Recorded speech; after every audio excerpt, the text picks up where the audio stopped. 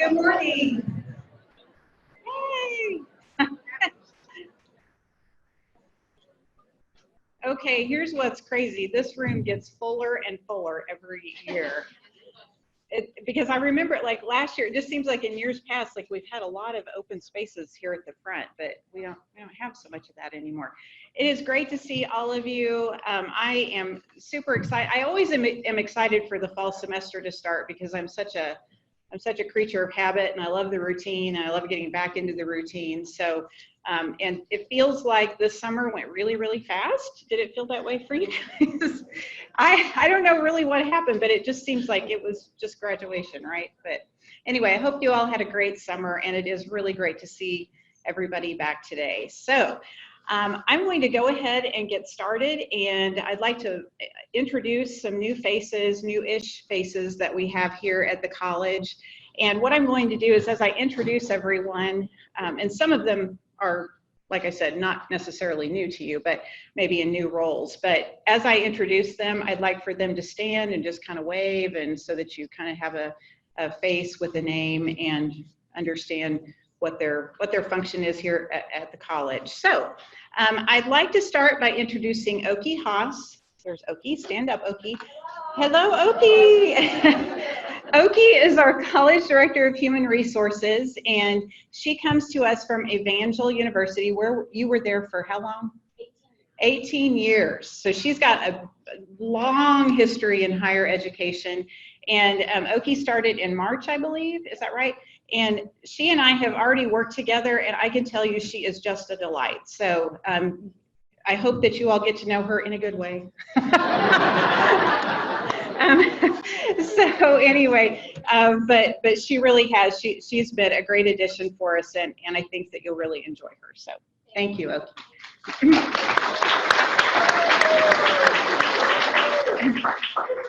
And next, I'd like to introduce Dr. Robin Gordon. Where is Robin? There's Robin. She is our new Dean of Technical Education because we fired Matt. No, I'm just kidding. We didn't. He's still here. And here's a crazy story. I actually have a container of bread pudding under my chair that they brought me from the department chairs went to Lebanon and Waynesville last night, and long story, but there's a caterer in Lebanon that makes this amazing bread pudding, which is my all-time favorite dessert. Matt and I are both dessert lovers, and we have bonded over our shared love of desserts. But anyway, I've never had this bread pudding, and Vivian and Lance arranged, they put it in a container, so I've got it there. So everybody watch Matt, because I've told him I will fight him for this bread pudding. I'm just kidding, I'll share it with him. Anyway, Robin, back to Robin. So Robin is our new Dean of Technical Education, with Matt assuming some greater responsibilities with the college. You'll recall that we changed his title. He now oversees workforce development, all the high school programs, including our adult education and literacy program that is run by Ramona George, also dual credit, all of that. So Robin is really his replacement, even though he's still here with us. And Robin comes to us most recently from the Clever School District, where she was assistant superintendent, correct? Is that right? Okay. So she has maybe new-ish to higher education, although she's taught some, I believe, for Lindenwood. Is that right? But she is a really great addition, has a great love for technical education, and so I feel really good with her at the helm in Tech Ed. So let's welcome Robin.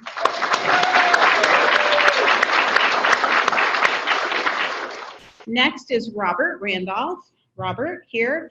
Robert is our executive director for the Center for Advanced Manufacturing that we don't have yet. But that's why he's here. So he is helping to kind of shepherd that process along. We anticipate that the CAM will be built, it will open in 2022. Yeah, fall of 2022. So he comes to us actually from industry, from CNH Reman. It was his most recent work experience, and so he also has a great love of tech ed and understands that world, and understands especially the manufacturing world, and remanufacturing and that realm, and so he's a really great addition to us here at the college, so we're happy to have him.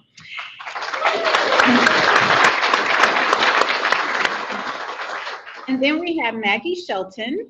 There's Maggie. Maggie is not new to OTC. She was actually most recently at the Lebanon Education Center, where she was our DSS counselor. I can't remember your title. Everything, she says. Anyway, but Maggie is now director of our Waynesville Education Center, started there in July 1, replacing Rosalind. I'll get back to Rosalind here in just a second. But anyway, so Maggie is not new to us here at the college, but has assumed a different position here. And so we're super happy to have her in this role. So thank you, Maggie. And now Rosalind Pry, where's Rosalind? Oh, she's all the way in the back. Hi, Rosalind. so again, not a new face to us. Rosalind has been with OTC for many years. If you have kind of kept up with things, we have tried for a very long time to establish a presence at Fort Leonard Wood, actually on base, serving the military installation there, the families, the active duty and families of the active duty servicemen and women there. And we were finally successful in large part to Rosalind's efforts. And so she has assumed the director position there on the base to kind of continue. She's just really developed some great relationships. So we're very thankful to have her in that role. So thank you, Rosalind.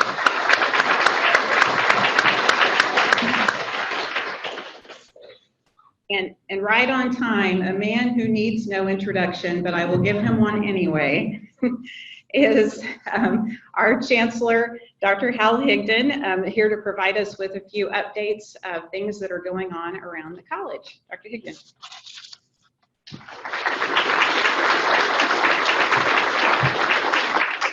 Good morning. I'll be short because at 9 o'clock we're unveiling the new master plan, which many of you have helped work on. And I got to run back over to the boardroom, but I just want to say welcome back to a new year. It seems like this room is getting smaller. And part of our master plan is one day having a room where we can all meet and not be crammed in. But speaking of this room, next summer this room is going to get a complete redo. So we put new carpet in it, but it was like putting lipstick on a pig. So we're actually going to pretty much pull these windows out, all this wallpaper.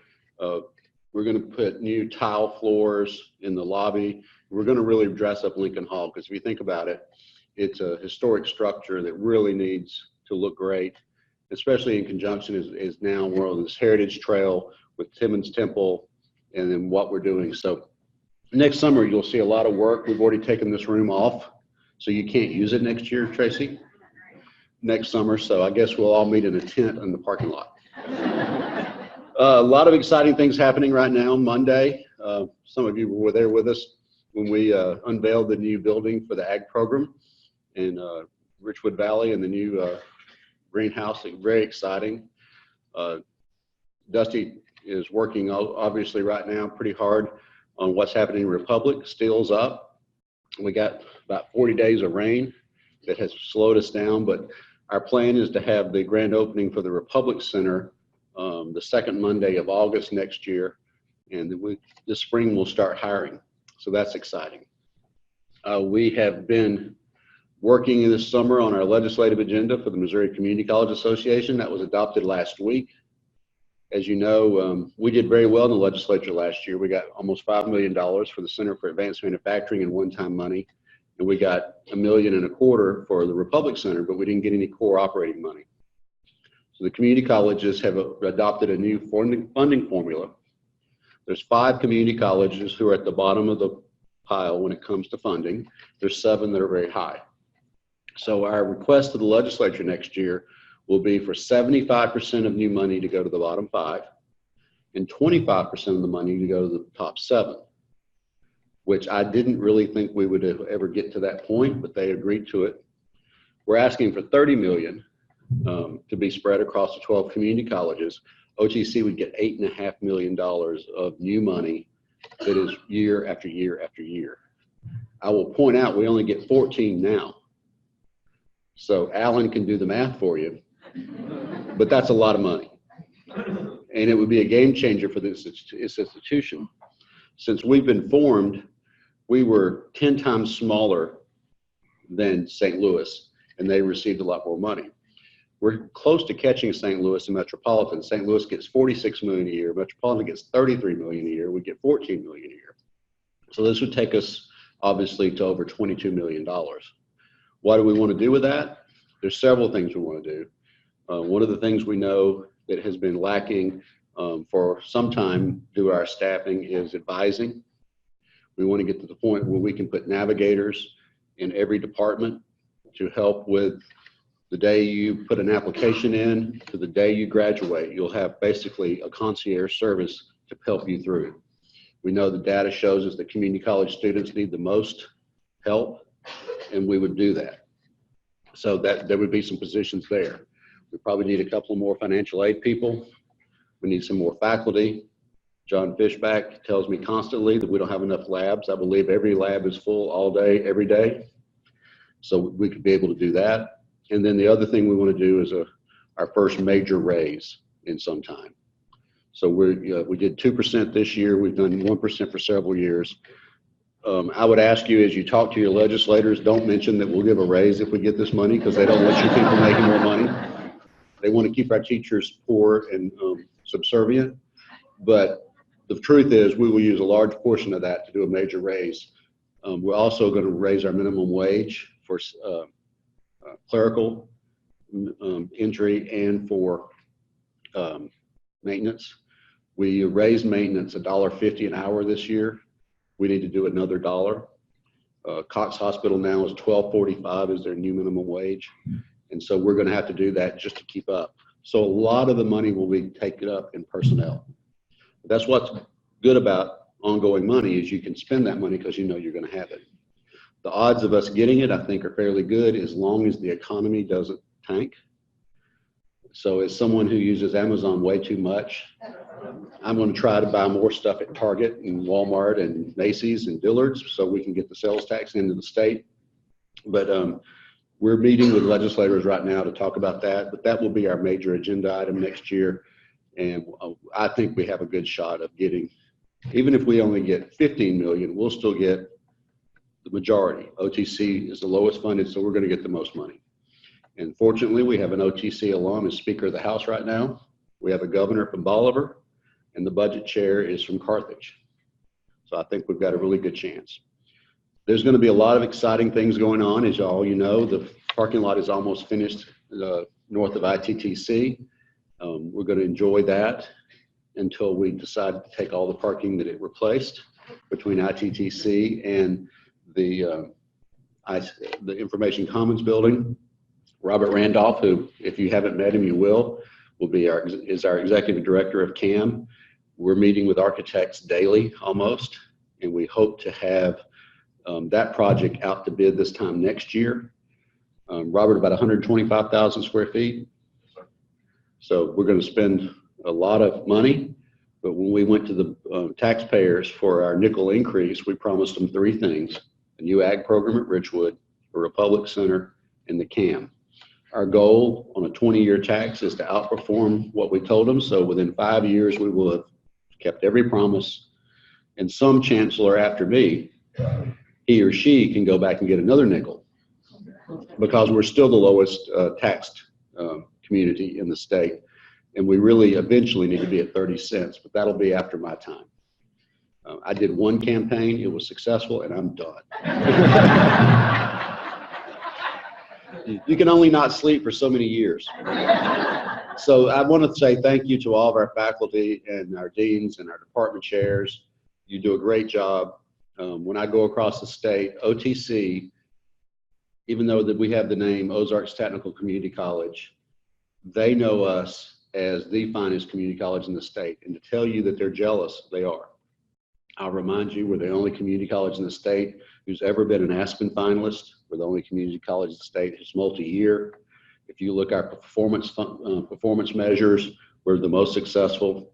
We do what we do with less money in less space better than everybody else. And that starts with the people in this room. We always talk about that we wouldn't have a school without students. I don't think we'd have many students without faculty. So I appreciate everything you do.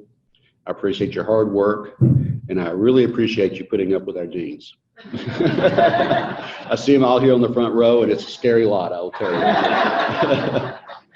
And we have a new dean that we welcomed. We have a new dean of technical education because we found out we could not clone Matt.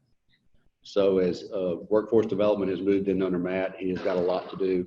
Not to mention, I think he and Robert Randolph are going to spend a lot of time together getting this CAM together. So I hate to run. I got to go back over. I got the board over in the boardroom. It's been one of those days.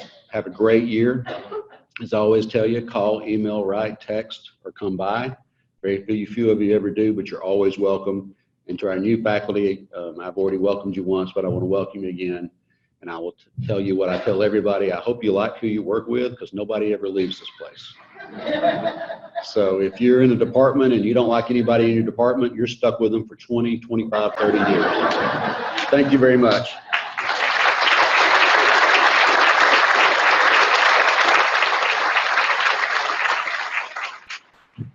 Thank you, Dr. Higdon. Next, I'd like to call Andrew Crocker to the stage to talk about Faculty Senate.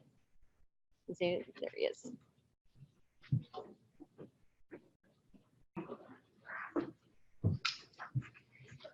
Hey everybody, sorry, I'm Andrew Crocker. I am the past president of the OTC Faculty Senate.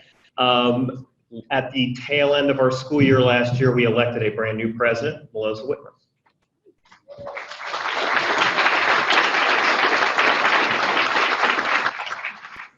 My name is Melissa. This will be year 7 for me in the math department. A little known fact about me is that when I was a junior in high school in North Carolina, one of my friends roped me into a parliamentary procedure team. It was part of Future Homemakers of America. So all school year, we would meet after school and we would practice having fake meetings and practice parliamentary procedure. And we won at state that year, our first time. So I get to put those skills into use with real meetings this year. The Faculty Senate is here to serve you. We meet the third Thursday of every month. We do have a meeting scheduled for this month. And we discuss issues that impact student success in teaching. Faculty Senate represents the voice of faculty, full-time and adjunct faculty, when important policies are considered. So if you do have any suggestions for our agenda or concerns, please reach out to any senator to let us know. At this point, I'd like to just recognize our senators that are serving this year. So if you're here, please stand when I call your name. We have Vice President Robert Clark. He's standing up here with me. Secretary Christine Harris. Treasurer Dr. Jessica Gerard. Communications Tina Engel. Past President Andrew Crocker. And then we are also joined by Gary Lumley, Lisa Miles, Kelly Miller, Landon Vinson, Donna Pritchard, Misty Stark, Gary Larson, Lisa Gardner, Rima Freeman, and Tal Kroll.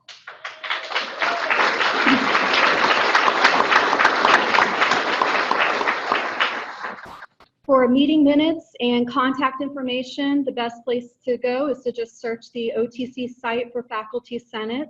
Thank you for your time.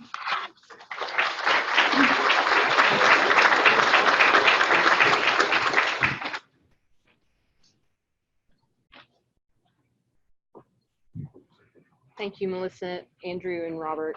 Next up, we have Gavin O'Connor with Administrative Withdrawal and LDAs. Woo!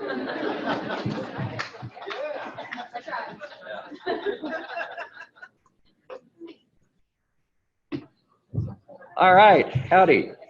Great way to start the morning, huh? So just want to touch on this briefly this morning. There's a lot of things we could get into depth in, but we're just going to kind of revisit it. Most of you are aware, but as we were talking about things to discuss this morning, just the fact that we've been doing this for a while and making sure that everybody kind of is back on track and kind of keeps it at the forefront of their attention. So first thing, overall, we are really doing a great job, okay?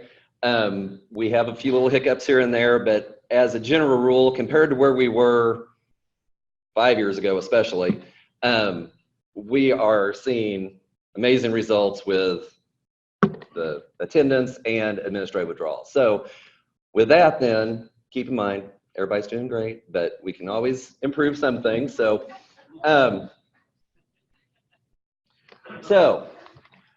just want to point out some of the resources that we have that you may see as you move along. So first one is when a student drops your class, you should receive an email from me. If you find that you are having students drop, that you're not receiving an email, please let me know, because that means something's wrong with the system there, and want to make sure that everybody's getting those. But as soon as a student drops, you get that email so that we do update their LDA. And the thing to keep in mind is that we're really working off of financial aid schedule, and we have about 47% of our students are on financial aid. And so it really does affect a great number of those students that we have. And so financial aid has 45 days in this whole process to reverse any of those funds as we move throughout the semester. So that's why it's extremely important that as soon as we know somebody's dropped, we go back and we determine what the LDA is and report it in the system, okay? And that's all reported in the administrative withdrawal portal. If you guys have any questions about that, I don't have time to get into it today, but I will be happy to help you with any of that. A couple of other resources that we have for you is some of you may have at the end of last semester, or at the fall semester, or spring semester, sorry, I never know what semester I'm in.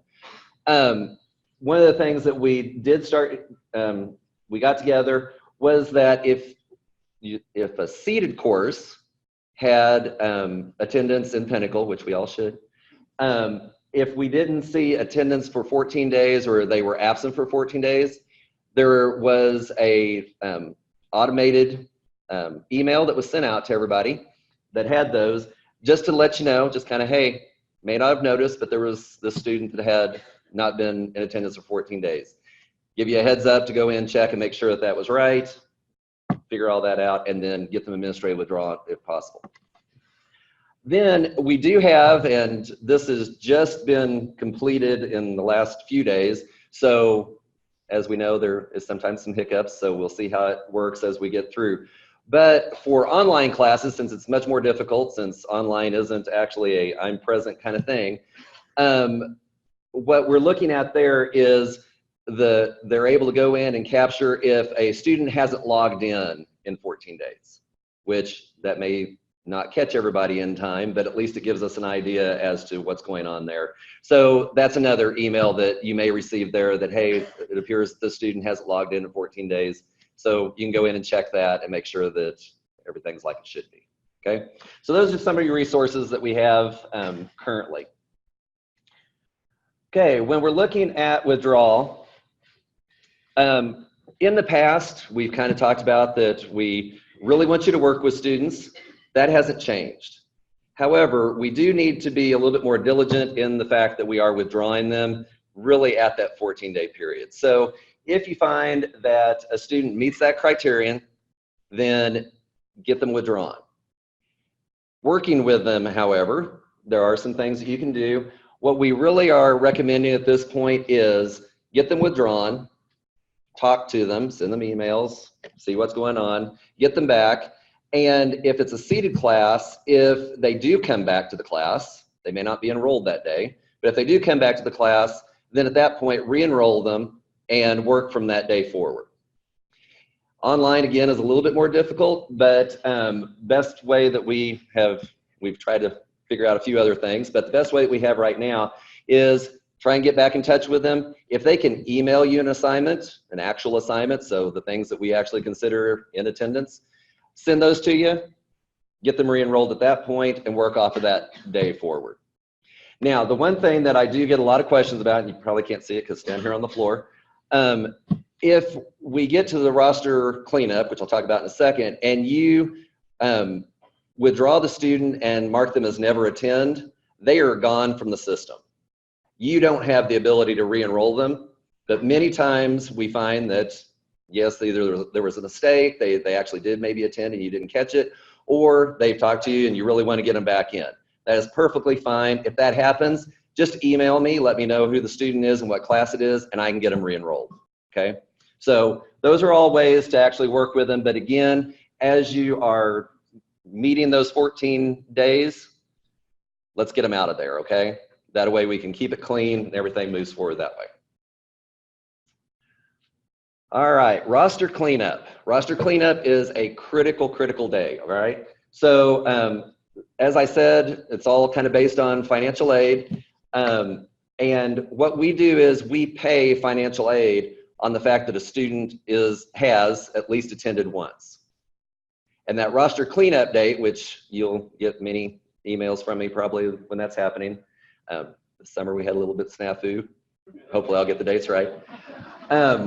But on that date, it does not matter if you know that the student enrolled yesterday and they just didn't make it to class today.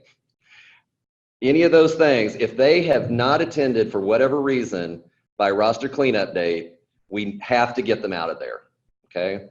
That way the payments that we put out are clean.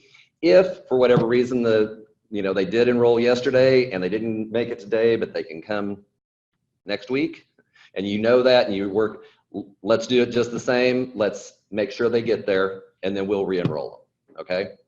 So extremely important that we do that because we pay on attendance. So we don't want, because this makes it a very inconvenient for the students, we don't want to give them money that then they might go out and spend pretty quickly.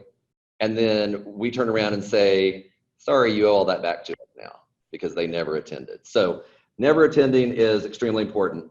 Have the dates down here. Again, I will send out emails on that, but we do have the 16 first 8-week classes. So on September 3rd, that'll be roster cleanup. So if you've not seen a student by that day, let's get them withdrawn from the class. Okay, the 14-day criterion. There's always a few questions about this. So just want to clear that up. So what we're looking at is 14 consecutive calendar days. And so the best way I have to describe that is if you have the students show up on September 1st, you don't see them again till September 15th, they've met that criterion. So they need to be withdrawn at that point. It pertains to any schedule. Some of you that have been around for a while, we used to have the 1 week in the summer, 2 weeks in the fall and spring and all of that. That's not the case anymore. It is 14 days, no matter how long of a period you're teaching. Doesn't matter if it's 1 day a week or 5 days a week. It's that 14 calendar days. Okay. There is only one exception, because there's always an exception, and that is when, and this is where it's been confusing too, but we're working on some policies now and we're changing the wording of this so it is much clearer. The only time that we don't count those 14 days is when the college is closed for 5 consecutive days. The only times that we have that scheduled is spring break and Thanksgiving. Occasionally, we have had it happen one other time for other instances, snow days and things like that. If that happens, I'll let you know. All right, but other than that, count 14 days and that's simple. Okay, so it is what it is. The other thing that we have to keep in mind as we're talking about administrative withdrawal is any of those issues with Title IX or some other accommodations. If you get official communication from any of those offices, Dean of Students, Title IX office, Pregnant and Parenting, which a lot of you I know have had to deal with, DSS sometimes have those issues too, where working with a student, there may not, we may have to adjust how we look at those. So again, if you get that, then we will work with that as we need to.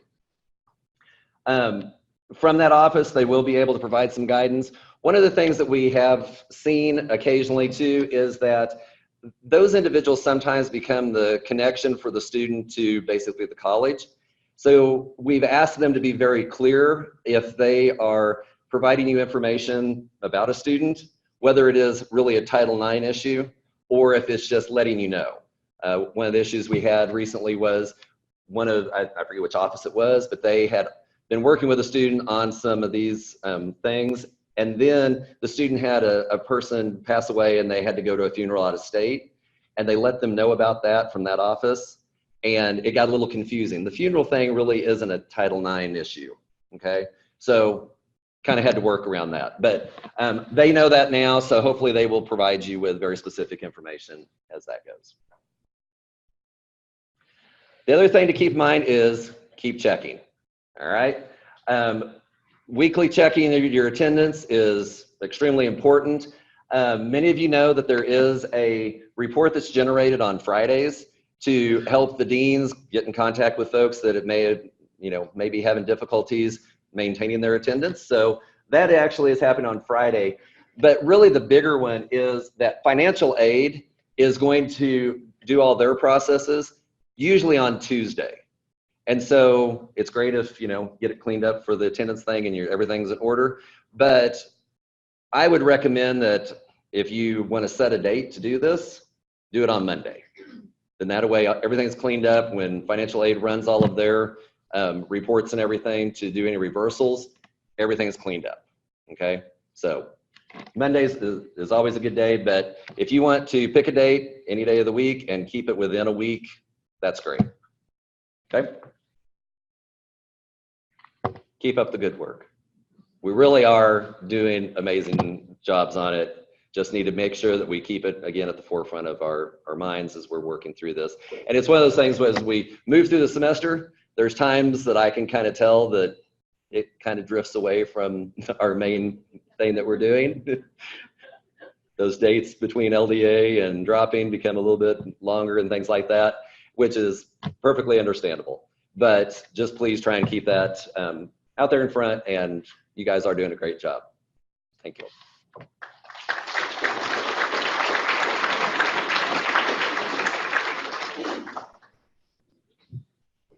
Thank you, Gavin. Up next, we have Vivian Elder with OTC Gen Ed Core Experiences. Vivian?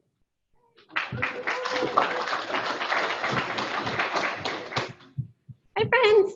Ooh, I'm nervous. I know this mic's been going weird, so give me like a thing if it starts. Yes, okay. I'm here to talk to you about basically this website, OTC Core Experiences. If you are a Gen Ed person, I'm mostly assuming you already know what I'm talking about. Yes, nods and things. I'm really here to catch up our Tech Ed and Allied Health friends. Hi. To let you know that what we're doing. So the website that you see here, you can get to this through going to the Gen Ed homepage, scroll to the bottom, there's a little icon down there, and you can get to this page. The short version of this for our Tech Ed and Allied Health friends is, do you guys know how you look at your students' progress from a programmatic perspective? Yeah?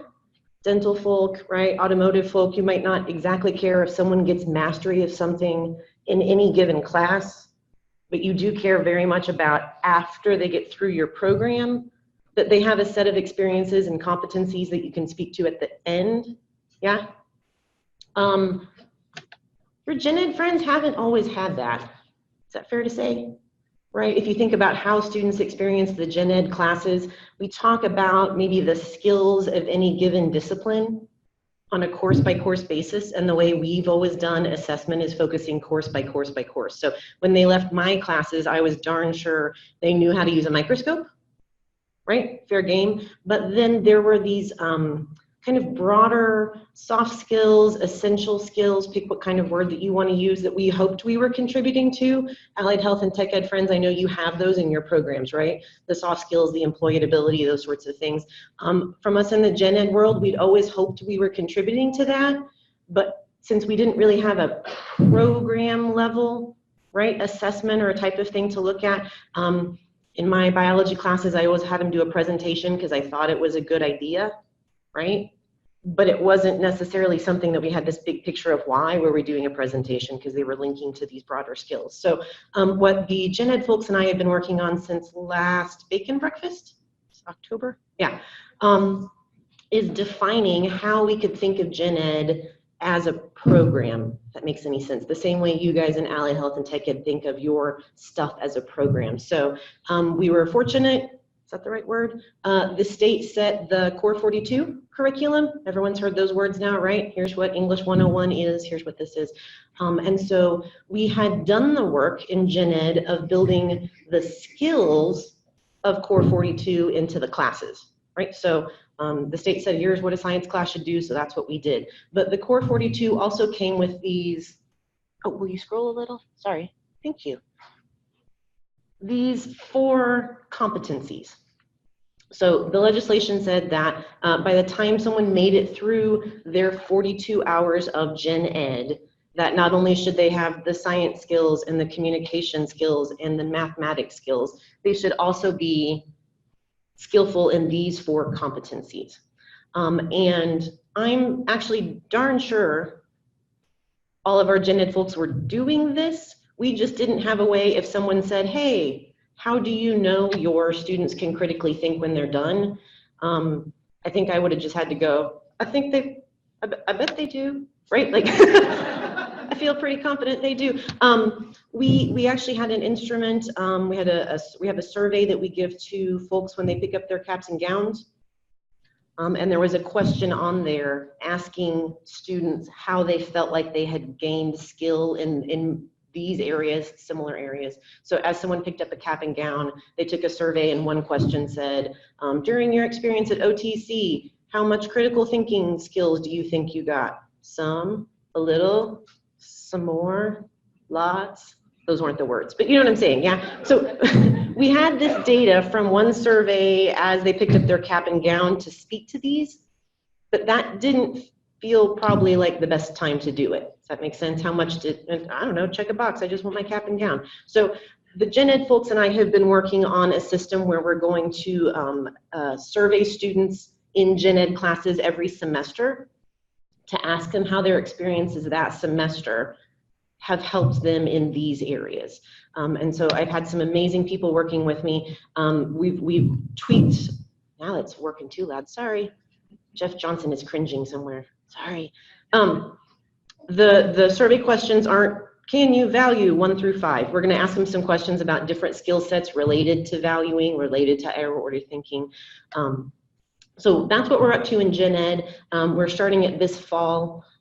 For our Allied Health and Tech Ed friends, your Gen Ed colleagues are just gonna start linking what they already do in their classes to these competencies. So it's not, we don't have some common assessment that says now you're gonna value, or we don't have a rubric that says this is higher order thinking and this is not. At this point, it's just conversations about how what you already teach links to these concepts. A big lesson that we're taking away came from our friends at Missouri State. Something similar that they did, they've defined their general education as serving their public affairs mission, right? So what's the purpose of Gen Ed at Missouri State? Their answer is public affairs.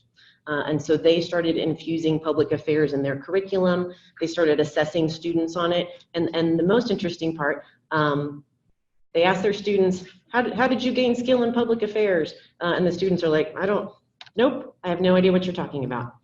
Oh, but we spent all summer weaving public affairs into our curriculum. So one lesson they learned, they actually got their faculty who had done the work of embedding public affairs into their curriculum in the same room with students who said they didn't learn a thing about public affairs and kind of said, what happened? And it turned out, as soon as the faculty member said, hey, do you remember that one assignment? Right, we did the thing where you compared, I'm looking at TJ, the economies from different parts of the world and saw how their cultural values impacted those economies. Do you remember that thing that we did? That was public affairs. And the students were like, oh yeah, I'll change my answer, right? Like I guess I did learn public affairs. So all of that to say what we're doing in Gen Ed is not necessarily, right, inventing a valuing quiz. Right? Like we'll do this. It's just letting students know that the reason you're doing these assignments that might seem random and unconnected. Yes, Gen Ed folks, students ever say that? Why am I doing this thing? Sometimes the thing might be because of the subject area, but sometimes the thing you're asking students to do may just also be connected to these 4 things. So it just gives us a way to link what we're doing to these 4 broader outcomes. We will use the same software that we do the course evaluations on to collect this data, so students will get it, that Canvas. So no data collection for my gen ed friends. Yes, anyone? We've practiced that for years. We're real good at it. So we'll let the survey system do the data collection, and then we will look at those results. And the great part is we're going to be able to track a student along their whole 42 hours, right? So end of first semester, here's Bob's self-assessment on how he's doing on these things. Next semester, Bob will get another one and another one. And we hope the point of this, right, is through the whole 42 hours, you should be gaining skill. So with that survey, we're going to be able to chart how any individual student is self-assessing through those 42 hours. So that's the big plan. It's quite a bit different than what we've done before. It's not as focused on the data collection. We are involving students, right, in this assessment, which maybe feels a little bit weird. In the past, I have been the expert on whether or not they could use the microscope, right? And I assess them and do my check mark. As my committee and I started talking about it, I don't know that we're always the experts in determining if a student thinks they have gained skill in valuing, right? I don't know what valuometer there is to like poke at them and measure it. And so we're involving students in the assessment. So it's not going to be perfect, right? It's what any assessment program is, but we're going to stick our toe in the water and at least give ourselves a way to speak to some of these core experiences. Yes, Miss Karen Forsey. So will the survey be in every class, or will it just be one survey for the students? That is something we talked about and decided both answers back and forth many times. We thought a lot about doing it on a course-by-course basis, because that could give you course level assessment, right? Like if you really thought you drilled home valuing this time and then you got the assessment, it was linked back to your course and they didn't get it, that could be helpful. What we eventually decided though is that one survey per student, sorry, quit moving my hands, one survey per student per semester probably made more sense. By the time you're taking 5 gen ed classes, if I ask you about valuing 5 times, you're not going to care most of those times. The data gets a little Yes, weird. the data gets a little bit weird. And we kept, oh, my committee was so amazing. Thank you all so much. We kept talking about we have to design the assessment to tell us what we want to know. This is designed to let us know if the students are leaving the 42 hours with an experience. So the idea of assessing the student and not the class, right, Yes.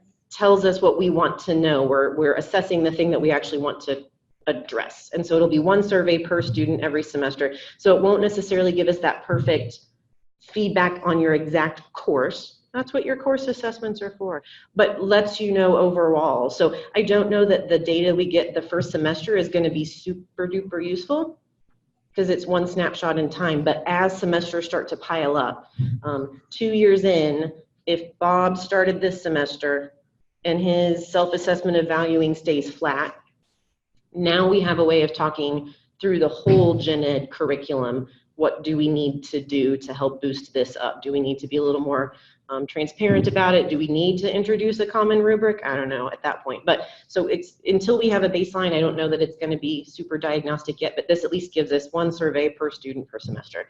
Our friends in OTC 101, yay, are going to do a pre-survey. So students in OTC 101, 2-3 weeks in, we'll get a survey so we can have a baseline. And again, that survey is tied to the individual student. So we get to watch Bob. I don't know who Bob is, sorry. We get to watch Bob all the way through, self-assess his progress toward these competencies. So, I think that's it. Gen Ed friends, I am working on artwork for your classrooms. So soon-ish, I know, right? Soon-ish there will be posters. Tech Ed and Allied Health friends, sorry.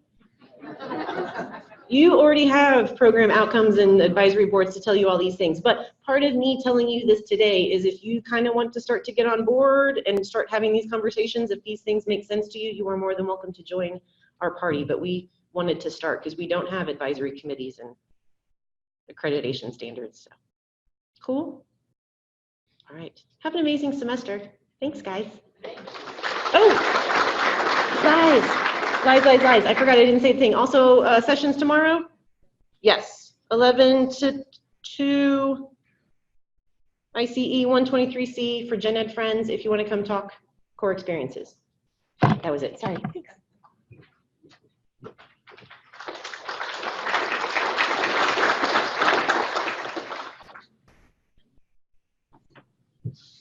Thank you, Vivian. I'm excited.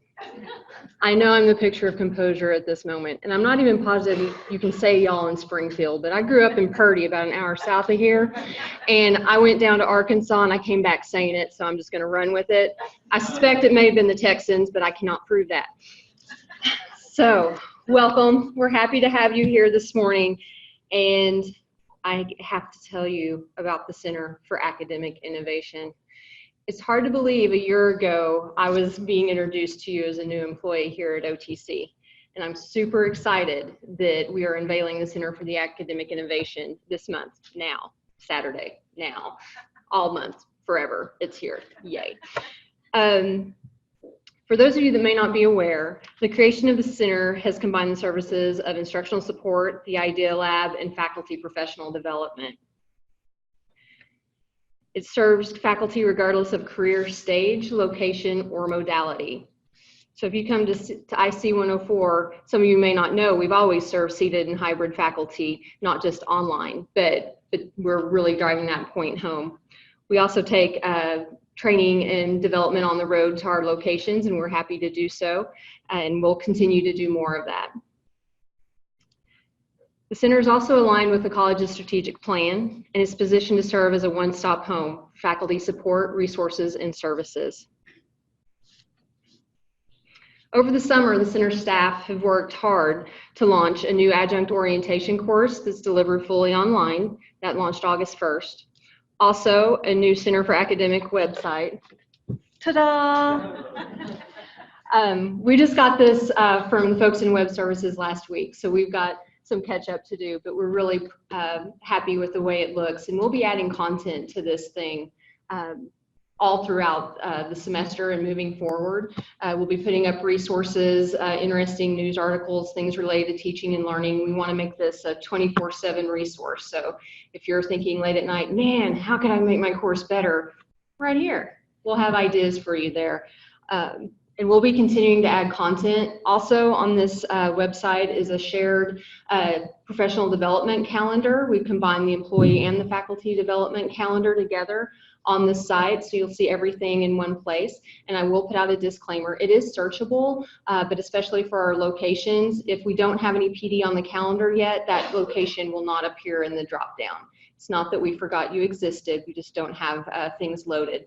And that's another thing that'll be a little different this fall, is we'll be able to add through the center faculty professional development as it comes up. So be sure and check that calendar because what you see today is going to grow.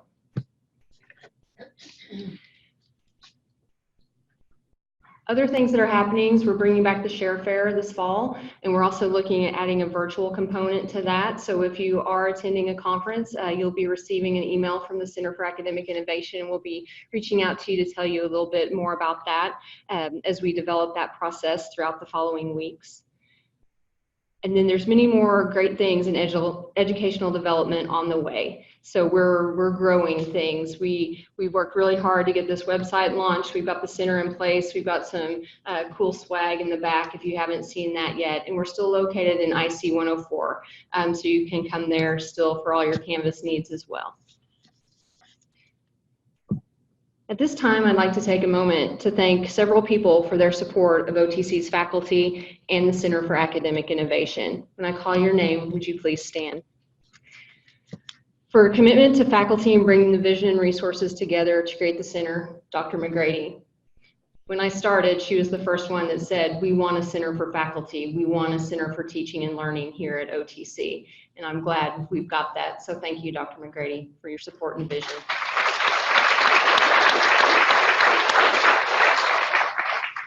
Also, I'd like to take a moment to thank a couple of people for taking the lead in faculty development here at OTC and helping the center get off to a great start. I had a million questions starting, and thanks for their support and willingness to help. They've made this transition a lot easier and the center launch a success. Dr. Vivian Elder and Marsha Wheeler, would you please stand?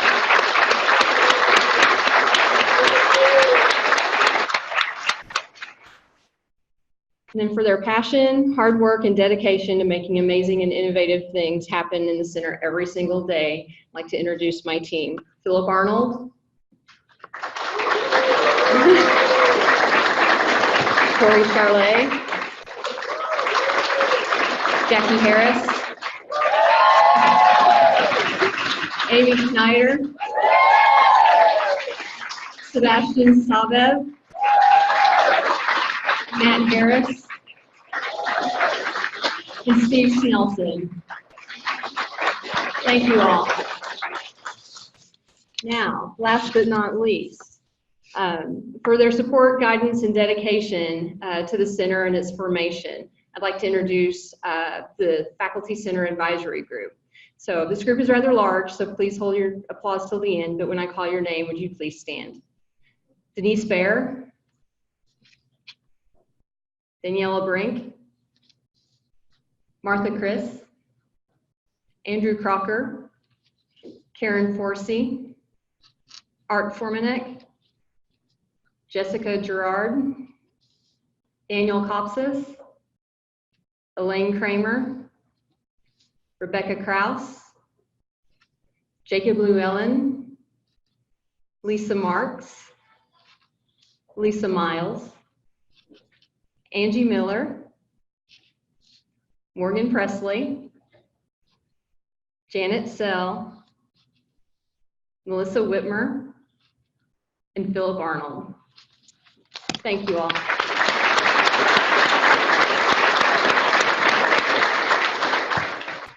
I appreciate their support and guidance as we were thinking about what a center could be and look like. And I'd also like to thank all of you who completed the Faculty Center survey back in April. We took your comments and your feedback seriously, and we're glad that we're already providing a lot of those services that you expect to see out of the center, and we'll continue to do so. So if you have a few moments today, please drop by the center. It's in IC 104. We'll have an open house from 10 to 12. I know there's several other drop-in things happening, but we'd love to have you come by. And if you can't make it by today, come by my office anytime. I'd love to visit with you and see what your needs are in the classroom and how we can help you in the future. So thank you very much.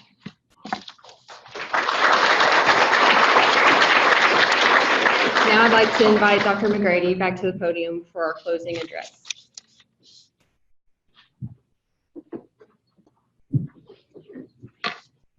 Thank you. And I would like to add, I'd like for us all to also show appreciation to Dr. Julie Coltharp for her leadership developing.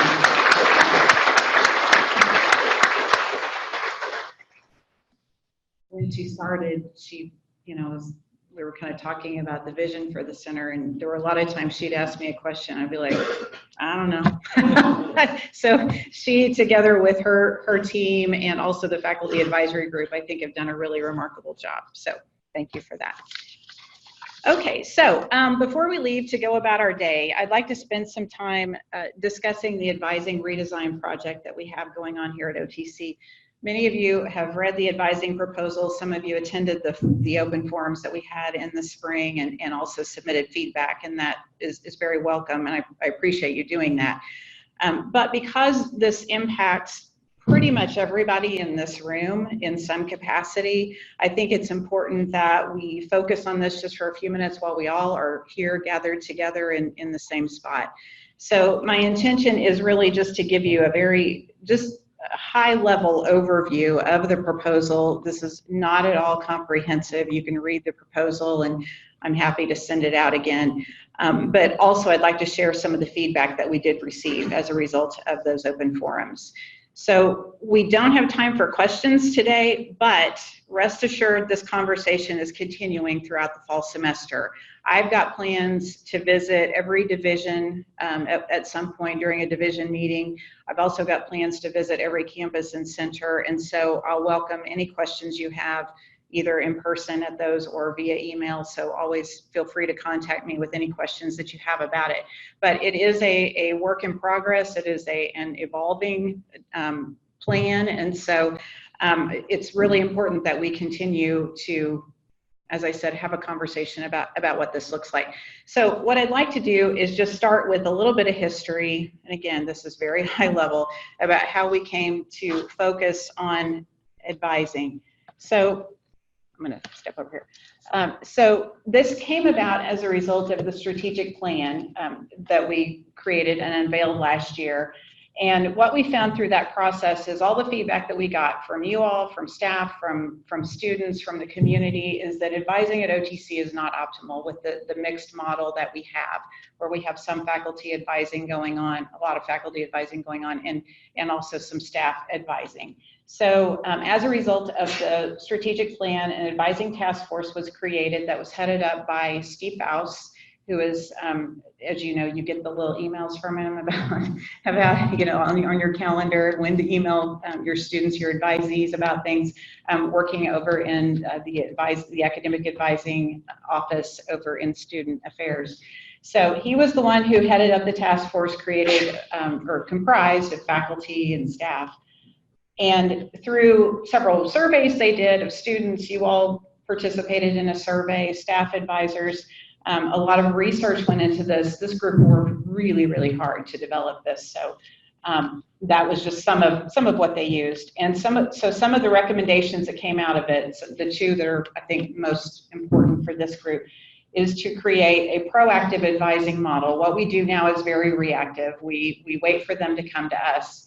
And what the recommendation of this group was to create a proactive approach and to remove the expectation of advising from the faculty role. Dr. Higdon talked a little bit about that in his remarks earlier. And so also we gathered, sorry, you probably can't see that, sorry, faculty and staff feedback from the forums, which, like I said, I'll share with you here in just a moment. So how many of you have done this? Okay, probably several of you have done this.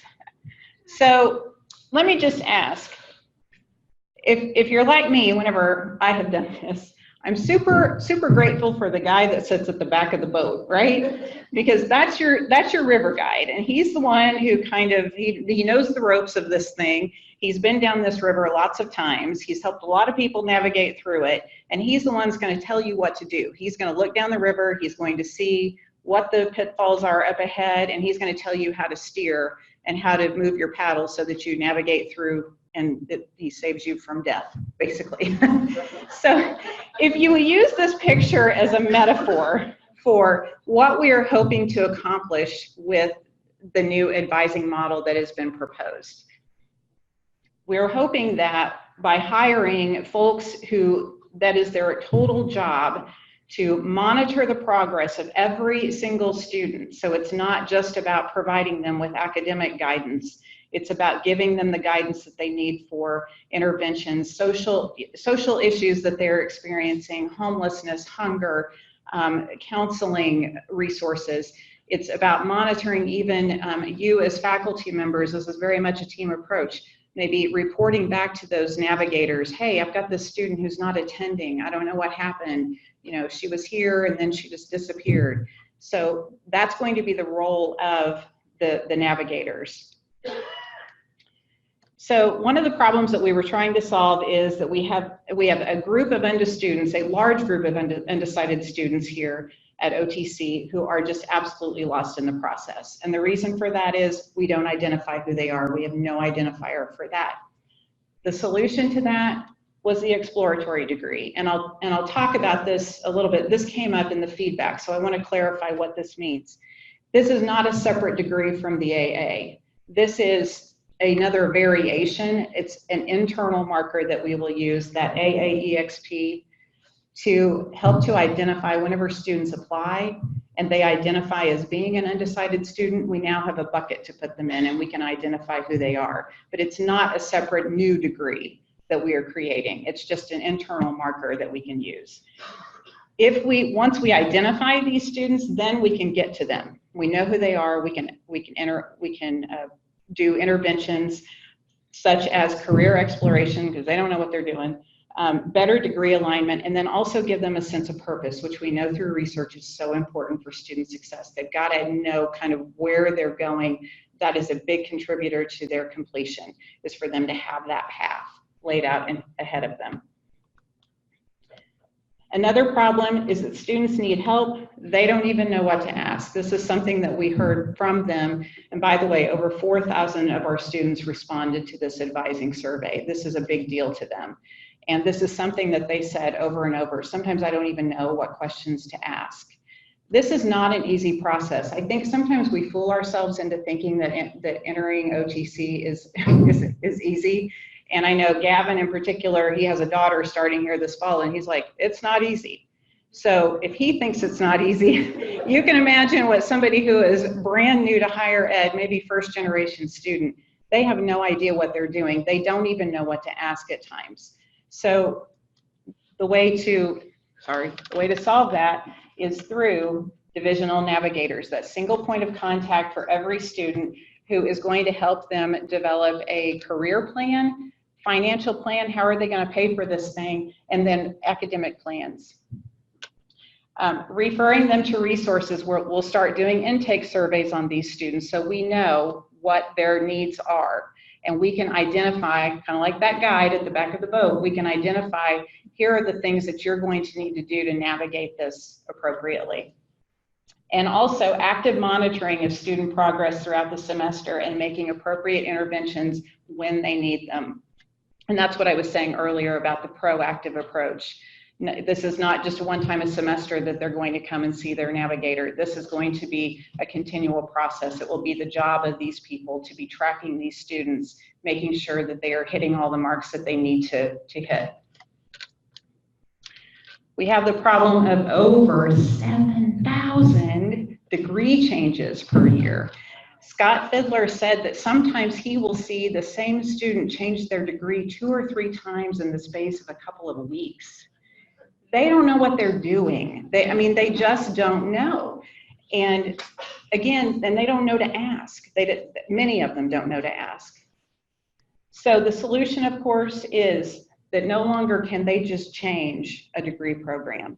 This is something that's going to be done through each division. And this is where the navigators come into play. They're like, hey, you want to change your degree? Let's talk about that. Why do you want to change your degree from this to that? Is that really what you want to do? Maybe it is, that's great, but giving them the expert help, getting them into the right program, and then getting them linked with the right advisor who's going to really be able to help them on that path.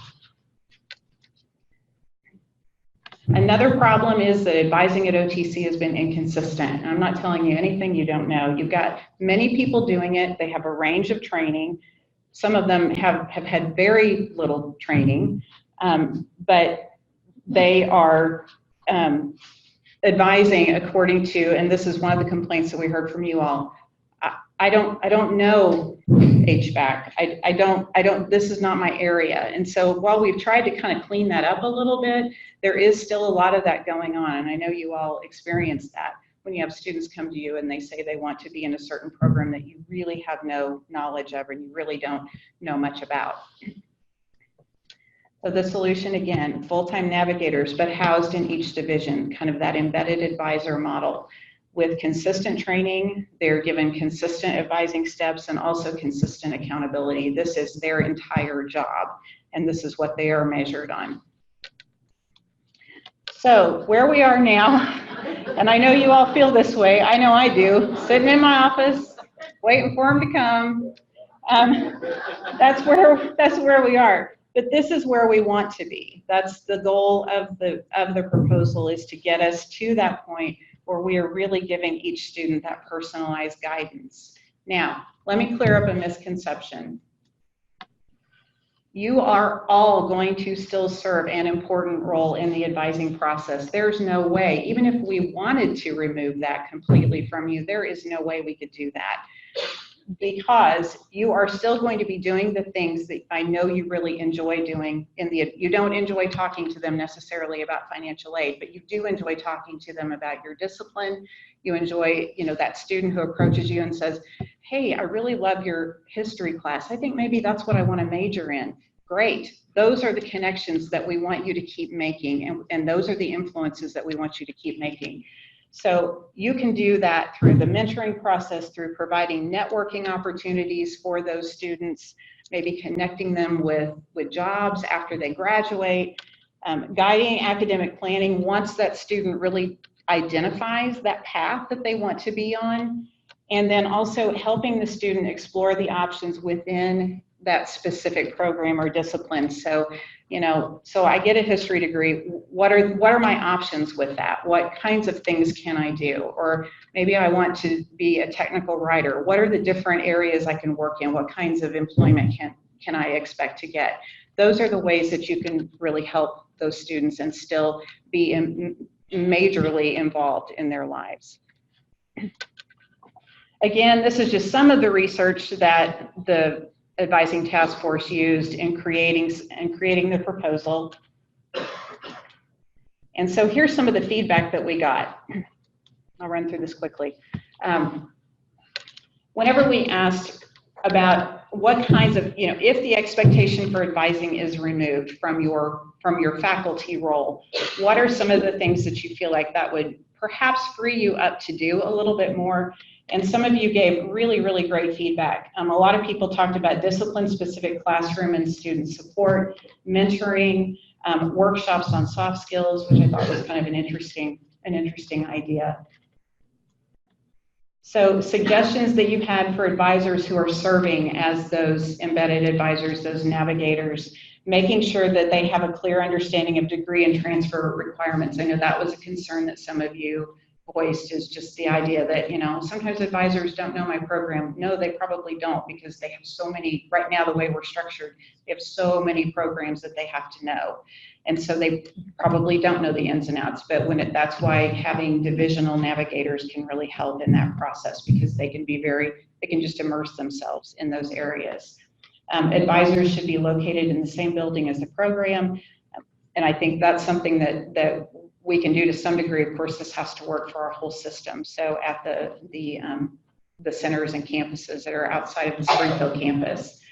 And then also additional training on a regular basis for those advisors, just to keep them current on changes to degree plans and that sort of thing. Questions about the exploratory degree. Like I said, there was a question about, or several questions about how this differs from the AATRD that we have now, just our regular AA degree. And again, it doesn't. It's just an internal marker for us. So those students will just, again, think of it kind of like they're kind of dumped in a bucket, basically. And those are the students that we know are undecided. They also felt like some of the feedback we got, that this was a good way to ensure that students access career counseling early on. And then also that exploratory advisors and career services should be co-located. That was another suggestion. And many people really felt like we needed to add to the student supports that we currently offer in the way of additional social services or a one-stop model.